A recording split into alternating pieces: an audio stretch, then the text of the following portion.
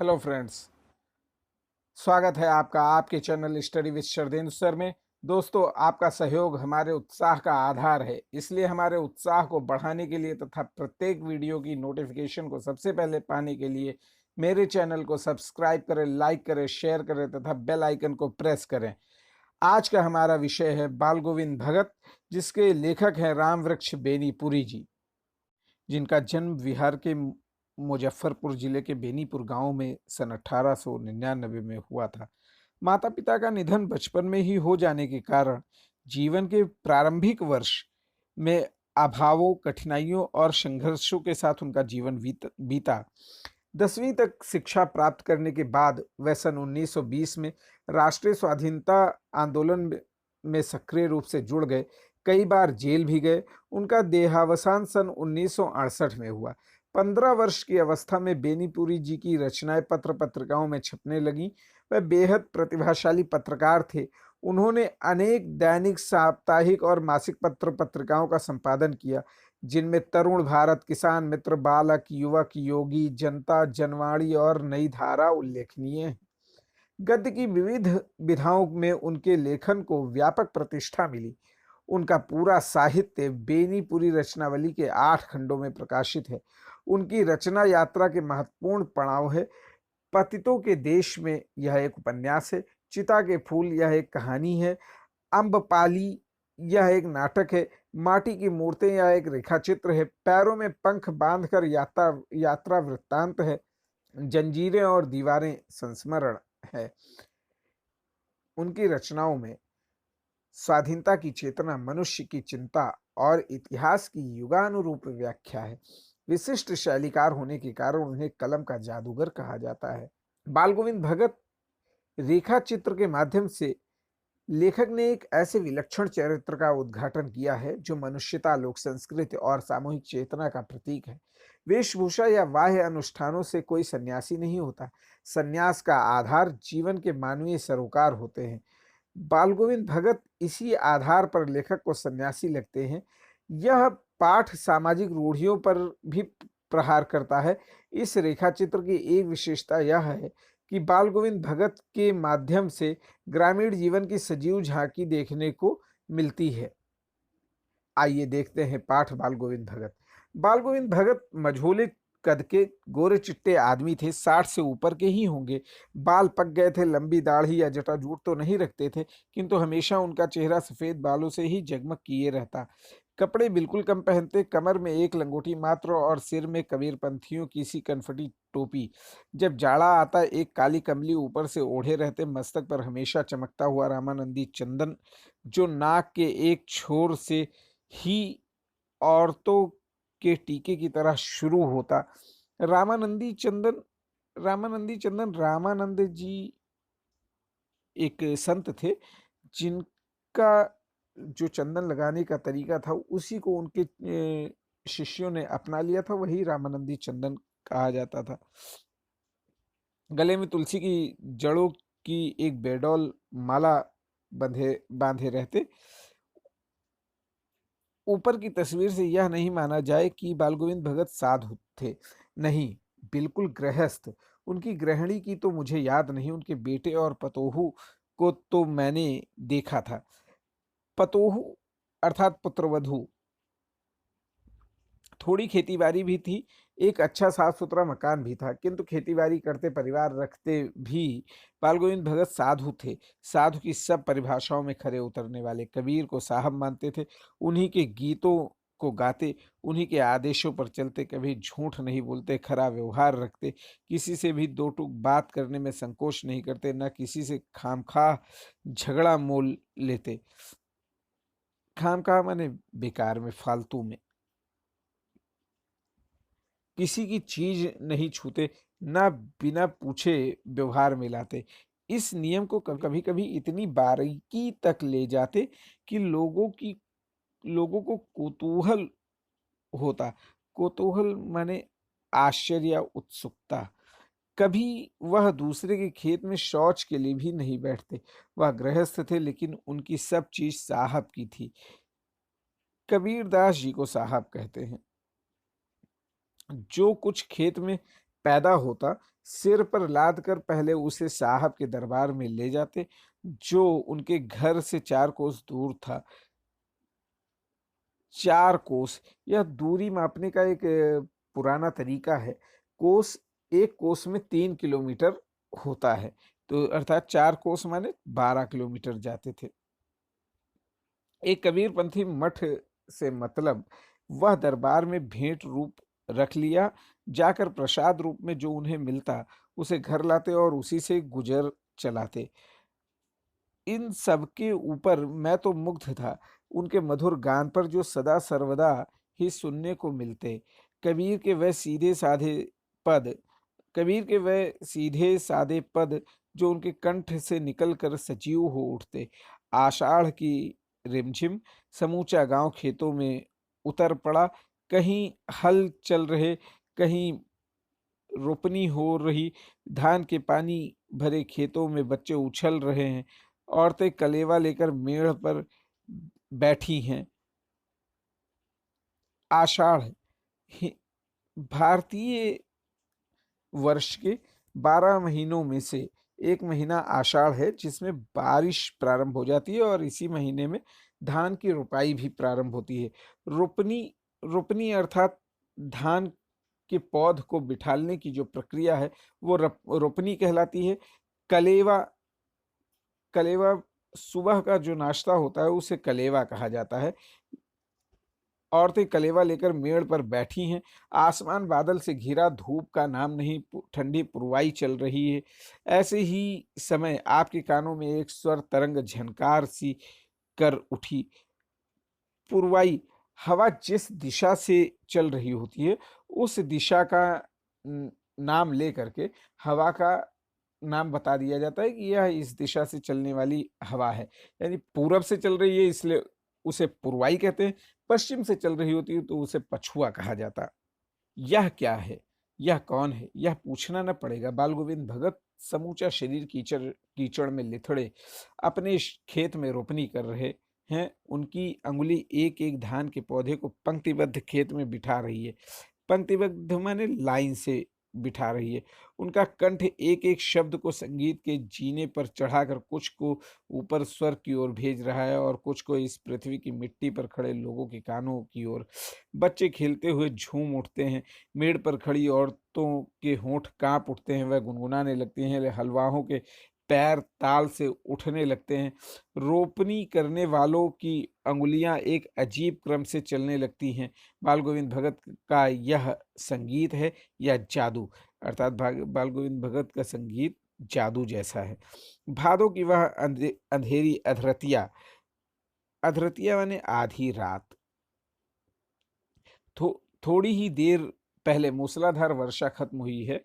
बादलों की गरज, बिजली की तड़प में आपने कुछ नहीं सुना हो, किंतु अब झिल्ली की झनकार या दादुरों की टर टर बालगोविंद भगत के संगीत को अपने कोलाहल में डुबो नहीं सकती हैं।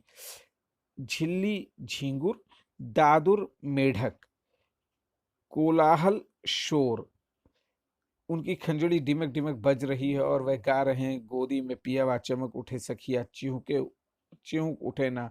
हाँ, पिया तो गोद में ही है, किंतु वह समझती है वह अकेली है। चमक उठती है, चिहुक उठती है। उसी भरे बादलों वाले भादों की आधी रात में उनका यह गाना अंधेरे में अकस्मात कौंध उठने वाली बिजली की तरह किसी ने चौंका देता। अरे अब सारा संसार निस्तब्धता में सोया है। बाल गोविंद भगत का संगीत जाग रहा है, जाग रहा है। तेरी गठरी में लागा चोर, मुसाफिर जाग जरा।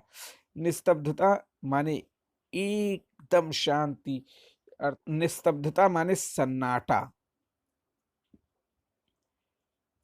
अकस्मात माने अचानक। भादो, हिंदी के 12 महीनों में भादो भी एक महीना है जिसे भाद्रपद कहा जाता है। मुसाफिर, मुसाफिर माने राह चलने वाला, जो राहगीर है उसे मुसाफिर कहा जाता है।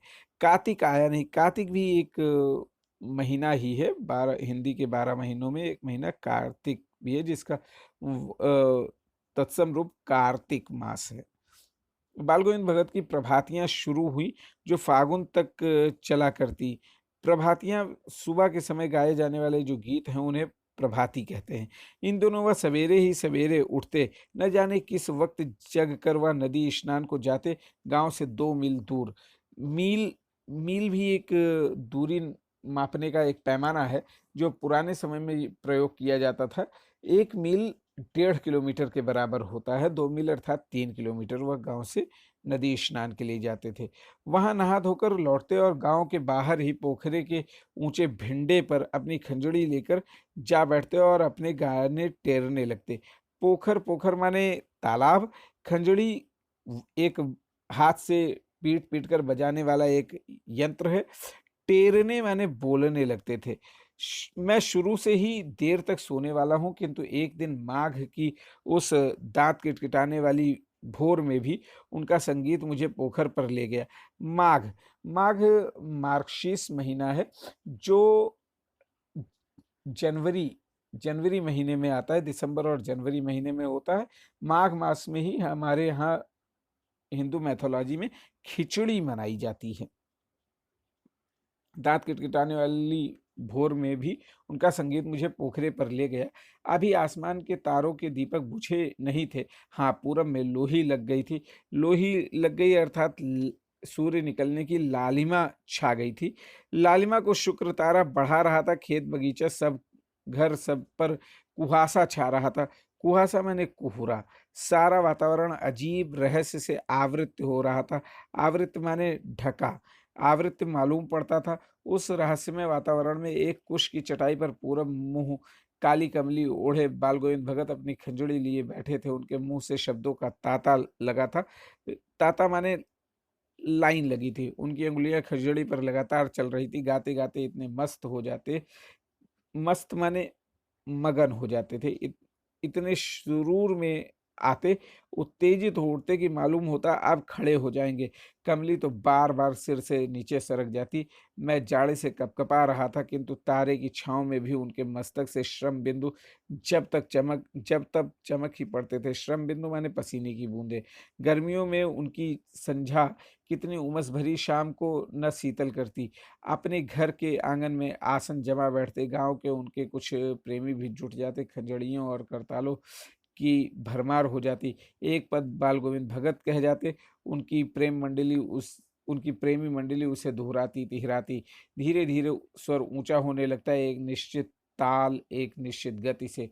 उस ताल स्वर के चढ़ाव के साथ श्रोताओं के मन में मन भी ऊपर उठने लगते। श्रोताओं माने सुनने वाले। धीरे-धीरे मन तन पर हावी हो जाता। होते-होते एक क्षण ऐसा आता कि बीच में खंजड़ी लिए बाल गोविंद भगत नाच रहे हैं और उनके साथ ही सबके तन और मन नृत्यशील हो उठे हैं। सारा आंगन नृत्य और संगीत से ओत-प्रोत है। ओत-प्रोत माने भरा हुआ है। बाल गोविंद भगत की संगीत साधना का चरम उत्कर्ष उस दिन देखा गया, जिस दिन उनका बेटा मरा। इकलौता बेटा था, वह कुछ सुस्त और बोदा-सा था। बोदा माने थोड़ा-सा बुद्धू-सा था, कम बुद्धि का था, किंतु इसी कारण बाल गोविंद भगत उसे और भी मानते। उनकी समझ में ऐसे आदमियों पर ही ज़्यादा नज़र रखनी चाहिए या प्यार करना चाहिए, क्योंकि ये निगरानी और मोहब्बत के ज़्यादा हकदार होते हैं। बड़ी साध से उनकी शादी कराई थी। पतोहू बड़ी ही सुभग और सुशील थी। सुभग माने अच्छे भाग्य वाली और सुशील माने विनम्र थी। घर की पूरी प्रबंधिका बनकर भगत को बहुत कुछ दुनियादारी से निवृत्त कर दिया था। निवृत्त माने छुटकारा दिला दिया था। उसने उ उनका उनका बेटा बीमार है, उनकी खबर रखने की लोगों को कहाँ फुर्सत है। किंतु मौत तो अपनी ओर उनका ध्यान किंतु मौत तो अपनी ओर सबका ध्यान खींचकर ही रहती है। हमने सुना बाल गोविंद भगत का बेटा मर गया। कुतूहलवश उनके घर पहुँचा। कौतूहलवश मैंने उत्सुकतावश देखकर दंग रह गया। बेटे को आंगन में एक चटाई पर लिटाकर एक सफ़ेद कपड़े से ढाँक रखा है। वह कुछ फूल तो हमेशा ही रोपते रहते। उन फूलों में से कुछ तोड़कर उस पर बिखरा दिए। फूल और तुलसी दल भी। सिरहाने एक चिराग जला दिया। चिराग अर्थात दीपक जला रखा है और उसके सामने ज़मीन पर ही आसन जमाए गीत गाए चले जा रहे हैं। वही पुराना स्वर, वही पुरानी तल्लीनता, वह घर में पतोहू रो रही है, जिसे गांव की स्त्रियां चुप कराने की कोशिश कर रही हैं, किंतु बाल गोविंद भगत गाए जा रहे हैं। हाँ, गाते गाते कभी कभी पतोहू के नजदीक भी जाते और उसे रोने के बदले उत्सव मनाने को कहते। आत्मा परमात्मा के पास चली गई है, विरहिणी अपने प्रेमी से जा मिली है। भला इससे बढ़कर आनंद की कौन सी बात हो सकती है। विरहिणी मैंने अपनी प्रेमी की प्रेम में दुखी जो स्त्री है उसे विरहिणी कहते हैं। मैं कभी कभी सोचता यह पागल तो नहीं हो गए, किंतु नहीं, वह जो कुछ कह रहे थे उसमें उनका विश्वास बोल रहा था, वह चरम विश्वास जो हमेशा ही मृत्यु पर विजयी होता आया है। बेटे की क्रियाकर्म में तूल नहीं किया, पतोहू से ही आग दिलाई उसकी, किंतु ज्यों ही श्राद्ध की अवधि पूरी हो गई, पतोहू के भाई को बुलाकर उनके साथ कर दिया, यह आदेश देते हुए कि इसकी दूसरी शादी कर देना। इधर पतोहू रो रो कर कहती, मैं चली जाऊंगी तो बुढ़ापे में कौन आपके लिए भोजन बनाएगा, बीमार पड़े तो कौन एक चुल्लू भर पानी देगा। मैं पैर पड़ती हूँ, मुझे अपने चरणों से अलग नहीं कीजिए। लेकिन भगत का निर्णय अटल था, तू जा, नहीं तो मैं ही इस घर को छोड़कर चल दूंगा। यह थी उनकी आखिरी दलील, और इस दलील के आगे बेचारी की क्या चलती। बेटे की क्रियाकर्म में तूल नहीं किया, पतोहू से ही आग दिलाई। यह एक तरीके से अगर यह देखा जाए कि बाल गोविंद भगत ने उस समय की जो परंपरा थी, पुत्र से आग देने की परंपरा, या पुरुष ही किसी को किसी की अंत्येष्टि कर सकता है, इस परंपरा को तोड़कर पत्नी से वह कार्य कराया और लोगों को यह बताया कि महिलाओं का सम्मान समाज में कितना होना चाहिए, महिलाओं का अधिकार कितना होना चाहिए। साथ ही उन्होंने एक विधवा विवाह की को जो बुरा माना जाता था, उसके विरोध में भी एक विधवा अपनी विधवा पुत्रवधू के विवाह के लिए उसके भाई से कहा, जो यह दर्शाता है कि वह इस प्रथा के भी खिलाफ थे। बाल गोविंद भगत की मौत उन्हीं के अनुरूप हुई। अनुरूप माने अनुसार। वह हर वर्ष गंगा स्नान करने जाते, स्नान पर उतनी आस्था नहीं रखते जितना संत समागम और लोक दर्शन। संत समागम यानी संतों का समागम, संतों से मिलना, और लोक दर्शन माने जो संसार है उसका दर्शन, या वहां पर आने वाले लोग जो हैं उनका दर्शन। पैदल ही जाते, करीब 30 कोस पर गंगा थी। साधु को संबल लेने का क्या हक, और गृहस्थ किसी से भिक्षा क्यों मांगे। साधु को संबल लेने का क्या हक, अर्थात जो साधु साधु वह लोग होते हैं जो सांसारिक वस्तुओं का त्याग, सांसारिक सुखों का त्याग कर चुके होते हैं, और फिर अगर साधु रहते हुए अगर वह किसी सांसारिक सुविधाओं का उपभोग करता है, अर्थात वह पूरी तरीके से अभी साधु नहीं हो पाया है। इसलिए इन्होंने कहा कि साधु को संबल लेने का क्या हक है। दूसरा उन्होंने कहा कि गृहस्थ किसी से भिक्षा क्यों मांगे। गृहस्थ का धर्म है कि वह अपने द्वार पर आए हुए भिक्षुक को उसके आवश्यकता अनुसार भिक्षा दे, और उसका उसके जीवन यापन के लिए, उसके पेट भरने के लिए उसे सामग्री प्रदान करे। किंतु अगर गृहस्थ ही भिक्षा मांगने लगेगा तो वह दूसरों को भिक्षा कैसे देगा। इसलिए इन्होंने कहा गृहस्थ किसी से भिक्षा क्यों मांगे। अतः घर से खाकर चलते तो फिर घर पर ही लौट कर खाते, रास्ते भर खंजोड़ी बजाते गाते, जहाँ प्यास लगती पानी पी लेते, 4-5 दिन आने जाने में लगते, किंतु इतने लंबे उपवास में भी वही मस्ती। उपवास माने व्रत। अब बुढ़ापा आ गया था, किंतु टेक वही जवानी वाली। इस बार लौटे तो तबीयत कुछ सुस्त थी, खाने पीने के बाद भी तबीयत नहीं सुधरी। थोड़ा बुखार आने लगा, किंतु नेम व्रत तो छोड़ने वाले नहीं थे। वही दोनों जून गीत स्नान ध्यान खेती बाड़ी देखना दिन दिन छीजने लगे। छीजने माने बीतने लगे। लोगों ने नहाने धोने से मना किया, आराम करने को कहा, किंतु हंसकर टाल देते रहे। उस दिन भी संध्या में गीत गाए। संध्या माने सायं समय, शाम के समय, किंतु मालूम होता जैसे तागा टूट गया हो, माला का एक एक दाना बिखरा हुआ। भोर में लोगों ने गीत नहीं सुना, जाकर देखा तो बाल गोविंद भगत नहीं रहे, सिर्फ उनका पंजर पड़ा। पंजर अर्थात शरीर पड़ा हुआ था। आज आज के लिए बस इतना ही। इसके पश्चात आने वाले अन्य विषय के लिए हम दूसरी वीडियो देखेंगे। धन्यवाद दोस्तों। आने वाली हर वीडियो की सबसे पहले जानकारी के लिए हमारे चैनल को सब्सक्राइब करें, लाइक करें, बेल आइकन को क्लिक करें एवं शेयर करें।